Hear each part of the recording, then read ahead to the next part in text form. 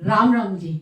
आज मैं आपको एक कहानी सुनाती हूँ जिसमें मैं ये बताती हूँ कि कैसे हम अपने मन के मैल को और अपने दिल को साफ कर सकते हैं, अपनी आत्मा को साफ कर सकते हैं और अपना आगे का जीवन सुधार सकते हैं।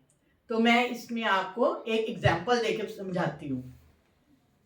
एक गांव था, बहुत पुरानी बात है। एक गांव में एक कुएं में दो कुत्ते गिर जाते हैं तो बड़ी बदबू आती है, पानी में बदबू आती है।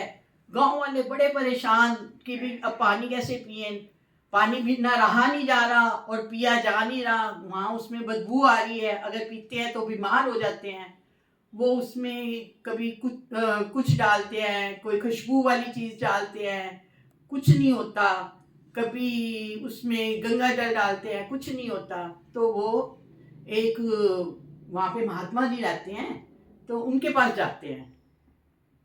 तो जाके बताते हैं कि जी वहाँ पे ऐसे ऐसे हमारा कुएं का पानी खराब हो गया है और उसमें हमें बदबू आ रही है और पानी पिया नहीं जा रहा।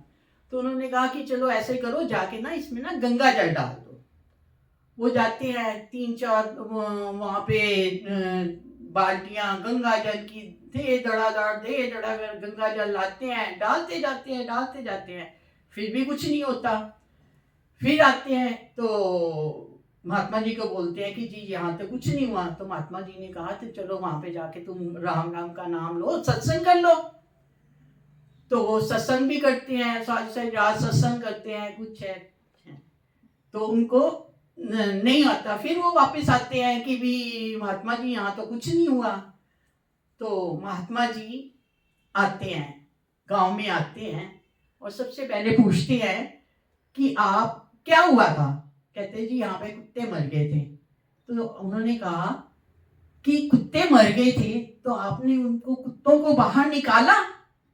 कहते हैं नहीं, हमने तो कुत्तों को बाहर नहीं निकाला। तो फिर वो कहते हैं तो अगर आपने कुत्तों को बाहर नहीं निकाला तो फिर ये पानी साफ होगा कैसे? आप इस पे जो मर्जी कर लो तो पानी तो साफ होगा नहीं। तो फिर सबने मिलकर कुत्ते बाहर निकाले और पानी को बाहर निकाल के फिर दोबारा पानी नया भरा गया तो वो स्मेल गई उसमें। तो ऐसे ही हमारा जीवन है। हम सोचते हैं कि सत्संग में जाएंगे, भगवान का नाम लेंगे और हमारा जीवन सफल हो जाएगा, हमारा मन साफ हो जाएगा।